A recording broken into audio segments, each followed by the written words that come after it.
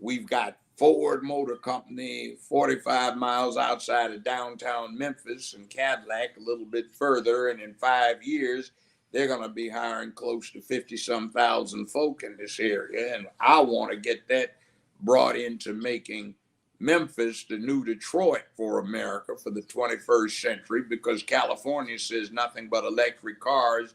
Yeah. And I think it's about 14 more years. And in 12 to 15, the 7 largest car manufacturers say they will not sell anything but electric cars after that point.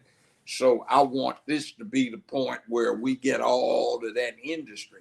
We have barge traffic where these barges are loaded up in Europe, put on ocean-going barge transports, brought across the mid-Atlantic to the port of New Orleans. They drop the hatches and bring the barges up to Memphis, which is the distribution center of North America for Canada, U.S., and Mexico. And everything else, no matter where it comes in, has to go through here. Let's bring it here directly where it's cheapest.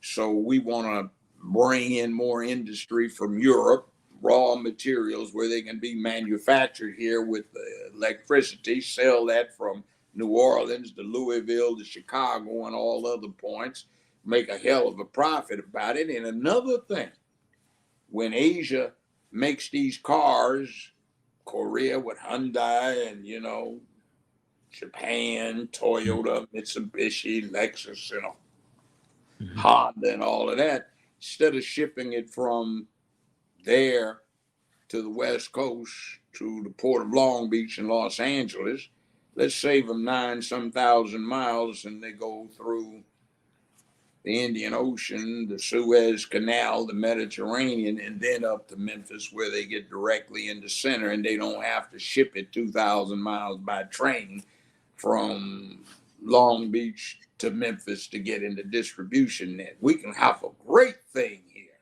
Yeah. And, one of my former law associates and at one point part-time public defender in my courtroom for 10 years is now the new juvenile court judge. And I know he knows how to get it together. So we're going to have a hell of a reform. And we had somebody, woman noted as the most crooked DA in America, got her ass turned out by somebody new, and maybe there'll be some changes there. So we can make this place happen. I want to do something else. Instead of making Proud Boys do this, I want to set up through the mayor's office, which Tennessee law will allow, a community militia. So we get retired first responders, veterans, good citizens in our neighborhoods too, who don't mind attending drill once a month. They'll take $1 for it. They don't even want that, from what I'm being told. And we can organize and have them go out and back up the police and do the same thing where they get dads in school, where they impose order in the school because there's some men there who are set up to do their thing and given the power and authority to do it. So we can turn stuff around, and there's a lot more to it than that, but I don't want to take up too much time, so we can hit it and get it together. Now, come to Memphis instead of welcoming some of our young folk who are saying, hey, man, I'm from Memphis, man. I had to get the hell on out of there. I want you to come back. Right. We're going to make this the place to be. And by the way, this entertainment thing with the music industry, movie industry, there is no reason why the hell Memphis, predominantly black, has got to focus on Elvis. We ought to be subsidizing black enterprise here.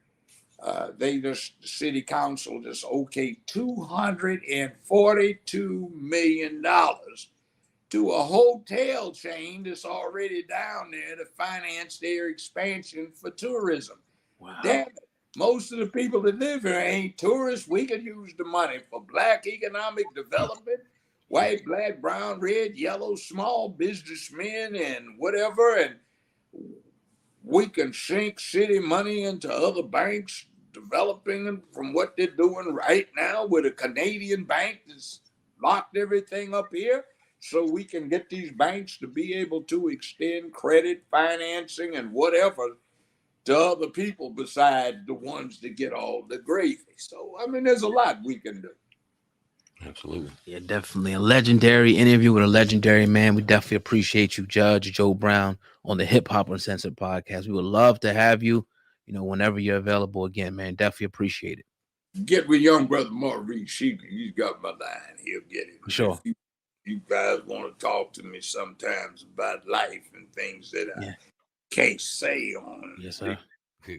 types of places, statute of limitations hasn't run, and I still have people want after me because I was the last judge on that James Earl Ray matter. And if Yeah. That's he a question. hadn't died, I would have written an opinion that he was not the killer. And in fact, the FBI supplied the murder weapon, the ammunition, and recruited the two-man team that killed him from the fire station, not the flop house and not the museum.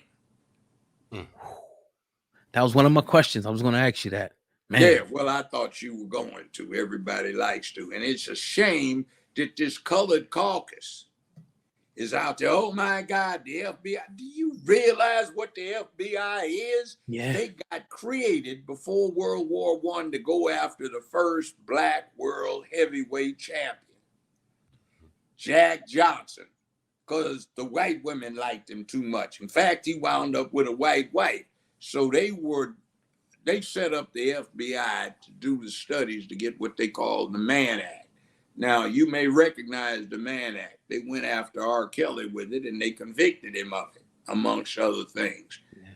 So Jack Johnson got arrested when he was on a train with his white wife, and they went across Georgia for 15 minutes on the way to a seaport. When they stopped, the nascent FBI jumped on board and arrested him because at that time, Georgia said you couldn't have a white wife. And they said under the Mann Act that was transporting females across state line for illicit purposes. So he got convicted. He escaped from federal custody and fled to Europe, where he was in France for a long time until his mama did one of those crazy things